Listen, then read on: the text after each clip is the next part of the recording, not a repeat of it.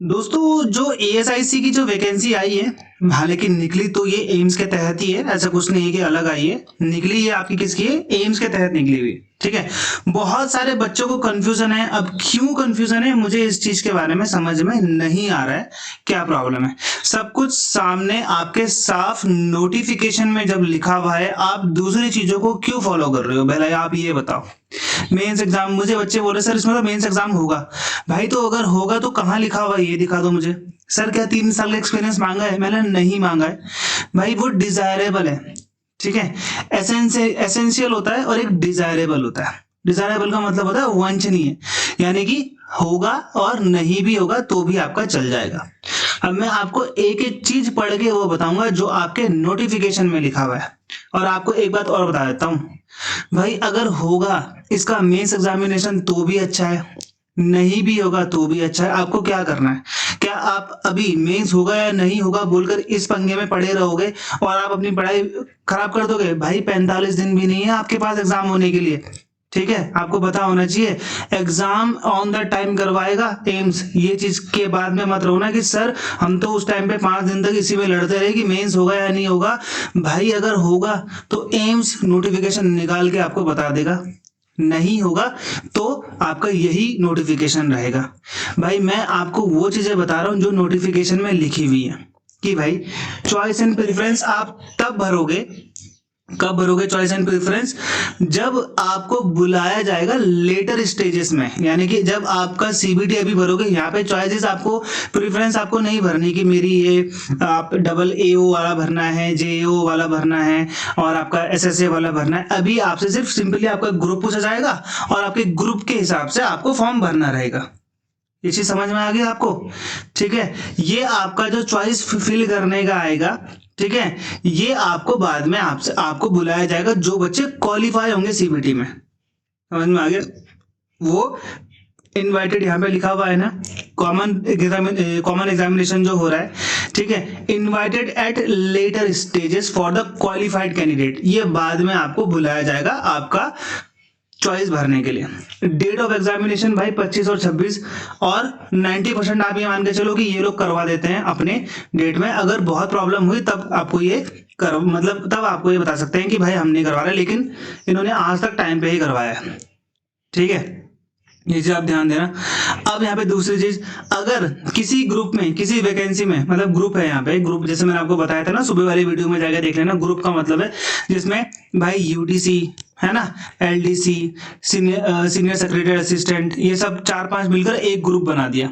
ठीक है, जेएओ, एएओ है ना, और यहाँ पे क्या था ऑफिस असिस्टेंट, एनएस, लेवल 6-7 की पोस्ट, इनका एक ग्रुप बना दिया। जैसे इसका 2 है, इसका 3 है ना, तो ये ग्रुप है। जैसे ये ग्रुप में अगर 500 से कम लोगों ने फॉर्म भरा है तो इसका एग्जाम दिल्ली एनसीआर में होगा। ये आपको 10 दिन पहले आपको बता दिया जाएगा। अब यहाँ पे आप ध्यान देना है, एडमिट कार्ड आपके 3 दिन पहले आएंगे, यानी कि आपको कौन सा शिफ्ट है ये आपको 3 दिन पहले पता चलेगा। और आप किस सिटी में एग्जाम जाके दोगे ये आपको 7 दिन पहले पता चल जाएगा। समझ में आ गया? ये सारी की सारी चीजें वो लिखी हुई है जो मैं आपके नोटिफिकेशन से पढ़ के बता रहा हूँ। कोई भी चीज मैंने अपने आप यहाँ पे नहीं जोड़ी है। टाइम पीरियड 90 मिनट का, 1.5 घंटे का आपका एग्जाम होगा। 100 क्वेश्चन होंगे, 400 मार्क्स होंगे, यानी कि एक क्वेश्चन 4 मार्क्स का होगा। 5 आपके सेक्शन होंगे। अब मैं आपको यहां पे समझाता हूं 5 सेक्शन कैसे होगा। ठीक है, 5 सेक्शन आपके होंगे। आप एक सेक्शन खत्म करोगे तो ही आपका दूसरा सेक्शन स्टार्ट होगा। जैसे मान लो आप तीसरे सेक्शन में थे तो आप पहले सेक्शन में जाकर अपने क्वेश्चंस चेक नहीं कर सकते हो। समझ में आ गया? आपका पहला सेक्शन स्टार्ट होगा, 18 मिनट का आपको यहाँ पे टाइम दिया जाएगा पहले सेक्शन के लिए। अब आपने 10 मिनट में कर लिया, कोई बात नहीं, 8 मिनट जब तक नहीं होंगे तब तक आप सेकंड स्टेज में नहीं जाओगे। मतलब कि सेकंड जो पार्ट है इसका, आप उसमें सेक्शन में नहीं जाओगे। ये 20 क्वेश्चन आप करते हो नहीं करते हो आप पे डिपेंड करता है। ठीक है, अगर आप नहीं कर पा रहे हो तो आपको इसी मिनट में करना है। ये चीज आपको समझ में आई कि भाई आप तभी तक ही जिस सेक्शन में टाइम चल रहा है उसी सेक्शन में उसी क्वेश्चन को आप देख सकते हो, उन्हीं सेक्शंस के क्वेश्चन को देख सकते हो, और बाकी क्वेश्चंस सेक्शंस के क्वेश्चन को आप नहीं देख सकते। अब यहाँ पे ध्यान देना, 20 क्वेश्चन तो आएंगे आपके जीके, जिसमें करंट अफेयर देते हैं लोग ज़्यादातर, रीजनिंग और कंप्यूटर, और इसमें थोड़ा बहुत क्वांट्स भी देते हैं, 2-3 क्वेश्चन, 4-5 क्वेश्चन, उसमें ऐसा ज़्यादा हार्ड नहीं आता, आप कर लोगे। 80 क्वेश्चन आपको देंगे आपके डिसिप्लिन बेस्ड पर। यहाँ पर भी बच्चों ने कमेंट किया था कि सर नहीं, इसका जो डिसिप्लिन बेस्ड है वो आपका CCS और CSSS रूल है। भाई जो JAO AAO UDC है ना, JAO AAO है ना, UDC का भी अलग है, इंग्लिश और मैथ्स है उनका भी, ठीक है। JAO और जो आपका AAO और जो वो था उसमें आपका CSS रूल, FR SR है ना, सप्लीमेंट्री रूल, फंडामेंटल रूल और central civil services rule, government rule, ठीक है, ये सब आपके अलग हैं। ये आपके junior administrative officer, assistant administrative officer, इनमें ऑफिस असिस्टेंट NS ये इसमें मांगा गया है, UDC में भी नहीं मांगा ये तो, ठीक है, और उसमें तो मांग ही नहीं सकते ESIC में, तो फिर तो ठीक है। बच्चे बोल रहे कि नहीं सर ये नहीं होगा वो नहीं होगा, तो भाई क्या होगा, जो नोटिफिकेशन में लिखा हुआ है वो आपको मैं बता रहा हूँ, मैं अपनी तरफ से तो कुछ जोड़ के बता नहीं रहा हूँ। अब मैं यहाँ पे स्पेकुलेशन लगा दूंगा कि बच्चों नहीं, ये 80 वाला जो है ये कल के दिन यहाँ पे आप कंप्यूटर नहीं पूछेगा या आपसे हिंदी पूछेगा, मैं आपको यहाँ पे लिख के ये बता दूँ, आप लोग मान लो कि भाई ठीक है, हाँ भाई आपको वही बातों को मानना है जो नोटिफिकेशन में लिखा है। अगर कुछ गलत लिखा होगा तो एम्स आपको बता देगा, ये चीज को आप ध्यान देना। अब यहाँ पे 5 सेक्शन है ना, ध्यान देना। 4 क्वेश्चन तो होंगे आपके इसके जीके, रीजनिंग, क्वांट्स और कंप्यूटर के, और बाकी जो 16 क्वेश्चन होंगे वो होंगे आपके 8 क्वेश्चन इंग्लिश के, 8 क्वेश्चन किसके, कंप्यूटर के, कंप्यूटर हाई लेवल। अब ये बात आपको माननी है नहीं माननी है आपके ऊपर डिपेंड करता है, नहीं मानोगे नहीं मानो, इतना टाइम आपके पास है नहीं कि आप यहाँ पे कंफ्यूज में लग जाओगे आर्गुमेंट में कि होगा भाई 3000 रुपये आप फीस दे रहे हो, सोचो आप एक बार खुद ही 3000 रुपये आपके फॉर्म भरने का है। तो अगर आपको कन्फ्यूजन है इन सब चीज़ों में तो फॉर्म मत भरना, ठीक है। मेरे कहने का मतलब ये है कि फॉर्म मत भरना अगर आपको कन्फ्यूजन है, मेंस होगा नहीं, ये क्वेश्चन कैसे दिए जाएंगे कैसे नहीं दिए जाएंगे, भाई अगर इतना कन्फ्यूजन है तो फॉर्म मत भरना आप। बस मैं आपको इतना ही कह रहा हूँ, जिनको कन्फ्यूजन है, दूसरे को कन्फ्यूजन क्रिएट मत करो।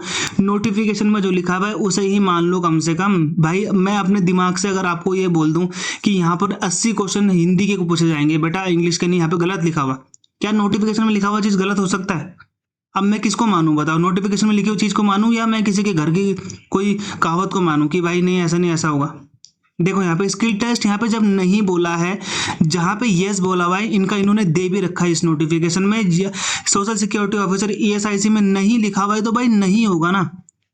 ये जो सिलेबस है, ठीक है, ये जो सिलेबस है, ये वाला सिलेबस, भाई ये जो असिस्टेंट एडमिनिस्ट्रेटिव ऑफिसर है, देखो general administration, CSS rule, FR SR basic computer, ये इसके यहाँ पे जो लिखा गया है ना, ये पेपर में पूछा जाएगा आपका 80, जिसे हम बोलते हैं डोमेन। इसका डोमेन कंप्यूटर और इंग्लिश है भाई, ये बात आपको समझनी पड़ेगी। यहाँ पर नहीं आएगा ये GR FR SR, ये इसमें आएगा AAO, junior AAO office assistant में। ये UDC में भी आपका जनरल मैथ्स और इंग्लिश है, ठीक है, UDC में भी आपका जनरल मैथ्स और इंग्लिश आएगा 80 नंबर का, 40 नंबर की मैथ्स, 40 नंबर की 21। अब आपको मानना है नहीं मानना है आप पे डिपेंड करता है। और सोशल सिक्योरिटी ऑफिसर ESIC का पेपर इंग्लिश में होगा, हिंदी में नहीं होगा, ये चीज़ आप ध्यान रखना, समझ में आ गया। और ये जो AAO जो ऊपर वाला है ना, ये भी इंग्लिश में होगा। UDC का LDC का पेपर हिंदी में होगा, इंग्लिश दोनों में होगा, क्योंकि ये 12th लेवल और ग्रेजुएशन बेस पर है, इन्होंने मिक्स करके रखा हुआ इसमें, ठीक है। तो इंग्लिश में होगा, हिंदी में पेपर नहीं होगा आपका। अब आपको मानना है ये बात, नहीं माननी भाई आप पे डिपेंड करता है, ओके। अब मैं क्या बोल सकता हूँ, अब यहाँ पे देखो, अब यहाँ पे ये क्या कहते हैं, एलिजिबिलिटी इन्होंने यहाँ पे ढंग से बता रखी है, ठीक है, जहाँ पे 2 स्टेजेस हैं, चाहे स्किल टेस्ट है चाहे CBT है। फाइनल रिजल्ट हम लोग स्किल के बाद देंगे, ये हमें पता था भाई कि स्किल टेस्ट के बाद ही फाइनल रिजल्ट आएगा, इन्होंने यहाँ पे जबरदस्ती लिख रखा है इसको, ठीक है। अब देखो यहाँ पे एसेंशियल और डिजायरेबल, डिजायरेबल मतलब होता है वांछनीय, एसेंशियल का मतलब होता है भाई ये चाहिए ही चाहिए, ठीक है, एसेंशियल जरूरी, एडमिनिस्ट्रेटिव ऑफिसर का डिग्री बस।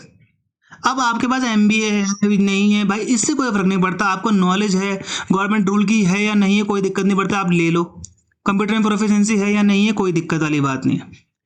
अब यहाँ पे आया junior administrative officer UDC LDC, इसमें 12th क्लास मांगा हुआ है, मतलब जूनियर एडमिनिस्ट्रेटिव असिस्टेंट, UDC में तो ग्रेजुएशन मांगा हुआ है। स्किल टेस्ट मांगा हुआ है कि भाई आपका 30 वर्ड पर मिनट होगा, और हिंदी में और इंग्लिश में आपका 35 वर्ड पर minute. Desirable basic computer literacy आपको होनी चाहिए, नहीं भी होगी तो सीख लो। डिजायरेबल बोल रहा है ना, समझ में आ गया डिजायरेबल का मतलब। अब भाई नहीं भी होगी तो कोई दिक्कत नहीं है, जहाँ तक मुझे अभी तक मैंने जितना भी करवाया है भाई, मुझे तो इतना पता है। आपकी नॉलेज में डिजायरेबल का मतलब अगर कुछ और होता है तो आप जाके आप पता कर सकते हो, जो भी आपका टीचर है जिसकी आप वीडियो देख रहे हो भाई, ठीक है। आप देखो लाइफ में एक ही टीचर रखो लाइफ में हमेशा, और जो वो टीचर बोल रहा है वो मान लो, बस मैं ये कहता हूँ आपको। भाई मैं आपको अभी मेरी वीडियो देखोगे आपको कन्फ्यूजन होगी, अपने सर की वीडियो देखोगे वहाँ कन्फ्यूजन होगा, तीसरे की वीडियो देखोगे वहाँ कन्फ्यूजन होगा। भाई आप 10 जगह देखोगे कन्फ्यूजन तुम्हें होगी, तुम पढ़ नहीं पाओगे। तुम्हारे पास 45 दिन बाद एग्जाम है, एग्जाम मेरा नहीं है, तुम्हारा एग्जाम है, तुम्हें खुद सोचना है। लाइफ में एक ही गुरु को मानो, और जो वो कहे उसे बस मान लो कि हाँ भाई ये बंदा सही बोलेगा, चाहे वो कोई भी हो, तुम्हारा टीचर कोई भी हो, ठीक है। ये देखो यहाँ पर भाई 21 से 27 बच्चे बोल रहे सर 30 होना चाहिए। होना तो बहुत कुछ चाहिए इस देश में, क्या कर सकते हैं, पर कुछ कर सकते हैं हम? होना तो बहुत कुछ चाहिए देश में, लेकिन हम नहीं कर सकते ना कुछ। पिछले बार 30 थी, इस बार 27 है, तो भाई अब आपको धरना देना पड़ेगा। अगर गवर्नमेंट सुनती है तो ठीक है। डिग्री फ्रॉम रिकॉग्नाइज्ड यूनिवर्सिटी, ठीक है, प्रेफरेंस उनको दी जाएगी जो कॉमर्स लॉ और मैनेजमेंट में है। प्रेफरेंस दी जाएगी मतलब कि अगर वो 2 हैं तो उनको 1 कर दिया जाएगा। कब कर दिया जाएगा? अब क्या मान लो आपके 100 पेपर हुआ, आपके 100 में से 80 मार्क्स है, इस बंदे के जिसका ग्रेजुएशन है लॉ में उसके 79 मार्क्स हैं, क्या इसको प्रेफरेंस आपसे पहले कर देंगे? भाई नहीं, ये तभी प्रेफरेंस होगी जब आपके नंबर बराबर होंगे। अगर आपके नंबर ज्यादा है तो इससे कोई फर्क नहीं पड़ता भाई। प्रेफरेंस का मतलब ये नहीं है कि भाई वो अगला बंदा 100 में से 33 ला रहा है और आप 70 ला रहे हो और इसकी प्रेफरेंस आपसे ऊपर हो गई, ऐसा कुछ नहीं होता, ठीक है। मान लो तुम्हारे दोनों के बराबर नंबर है 70-70, तो प्रेफरेंस किसको मिलेगी? सबसे पहले ये लॉ मैनेजमेंट वालों को मिलेगी। अब डिजायरेबल में देखो 3 ईयर का गवर्नमेंट सर्विस इन्होंने मांगा हुआ है, कॉर्पोरेट का भी मांगा हुआ है, ठीक है, गवर्नमेंट अंडरटेकिंग का भी मांगा हुआ है, लोकल बॉडी, इनमें से किसी का भी बैंक में अगर आपने नौकरी करी है, डिजायरेबल बोला है ना, डिजायरेबल, समझ में आ गया? वंचनीय है, आपकी होगी नहीं होगी डिपेंड करता है। अब यहाँ पर इन्होंने भाई इस वाले पोस्ट में कोई स्किल टेस्ट नहीं लिखा हुआ है, इसका कोई जिक्र नहीं करा हुआ है। जिसमें स्किल टेस्ट है यहाँ पे इन्होंने बता रखा। ऑफिस असिस्टेंट में आपको बता देता हूँ भाई, नोटिंग एंड ड्राफ्टिंग के 2 क्वेश्चन है 30 मार्क्स के, और प्रेसी राइटिंग के 2 क्वेश्चन है 20 मार्क्स के, ठीक है। इन्होंने यहाँ पे सिंपली इस चीज को बता रखा है कि भाई ऑफिस एडमिनिस्ट्रेटिव ऑफिसर और ऑफिस असिस्टेंट में हम लोग ये लेंगे, एलडीसी यूडीसी में हम लोग क्या लेंगे, यहाँ पे आपका टाइपिंग भी लेंगे, ठीक है, और यहाँ पे आपका डिस्क्रिप्टिव भी लेंगे, यहाँ पर इन्होंने बता रखा है। पीए वाले में स्टेनोग्राफी है तो वो करेंगे हम। कोडिंग क्लर्क वाले में जो इनका चलेगा कोडिंग क्लर्क वाला वो करेंगे हम। ट्रांसलेशन ऑफिसर में जो इनका है यहाँ पे इन्होंने यहाँ पे बता रखा है भाई कि 1.5 घंटे का आपका पेपर होगा। English to Hindi translation, Hindi to English to Hindi translation, सब इन्होंने यहाँ पे बता रखा है, पूरा का पूरा इन्होंने यहाँ पे बता रखा है। भाई अगर एसएसए में होता स्किल टेस्ट मेंस एग्जामिनेशन हो तो उनको 1 पेज और जोड़ने में क्या दिक्कत होती है, आप ये बताओ। अब नहीं है वहाँ पे पेज, तो मैं यहाँ पे कैसे आपको बोल दूँ कि भाई मुझे सपना आया है कि मेंस एग्जामिनेशन होगा। भाई अगर होगा तो अच्छी बात है, एम्स यहाँ पे नोटिफिकेशन निकाल के बताएगा कि भाई हमसे गलती हो गई और हम अब जो SSO है सोशल सिक्योरिटी ऑफिसर, इसमें अब हम लोग क्या कर देंगे, मेंस एग्जामिनेशन रख देंगे, ठीक है। वो नोटिफिकेशन आपका यहाँ पे निकाल के बता देगा। नहीं निकालेगा तो भाई आपका सिंगल एग्जाम है। बस आपको ये समझना है भाई, अभी आपका टारगेट है प्री एग्जामिनेशन CBT, मान लो जैसे आप बोल रहे हो अभी आपका टारगेट ये है, यहाँ पे तीर मारो ना, इसमें तीर क्यों मार रहे हो कि मेंस एग्जामिनेशन होगा नहीं होगा? भाई होगा तो अच्छी बात है, नहीं होगा तो अच्छी बात। अभी तक तो नहीं लिखा हुआ है मेंस एग्जामिनेशन पूरे PDF में। सपना आएगा मुझे आज रात को तो मैं कल वीडियो बना दूंगा एक कि भाई मेंस एग्जामिनेशन होगा, ठीक है। अगर आप चाह ही रहे हो कि मैं बोल दूं, भाई अगर नहीं लिखा हुआ है मेंस एग्जामिनेशन PDF में तो नहीं होगा।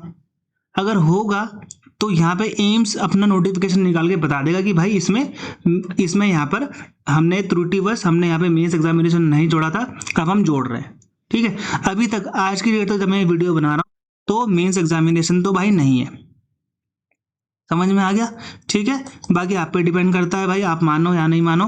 कोर्स का लिंक नीचे है, परसों से बैच स्टार्ट हो जाएगा, पढ़ना स्टार्ट कर दो, दोबारा मौका नहीं मिलेगा। 45 दिन बाद आपका पेपर है, थक इसी में रह जाओगे कि भाई मेंस एग्जामिनेशन होगा, CBT होगा, 3000 4000। भाई 3000 फीस है तो क्या कर सकते हैं बताओ? आप और मैं कुछ कर सकते हैं? कुछ नहीं कर सकते, सिर्फ इंतजार कर सकते हैं, मेहनत कर सकते हैं, ठीक है। बाकी आप पे डिपेंड करता है भाई, आप जानो और आपका काम जाने। बाय बाय, जय हिंद।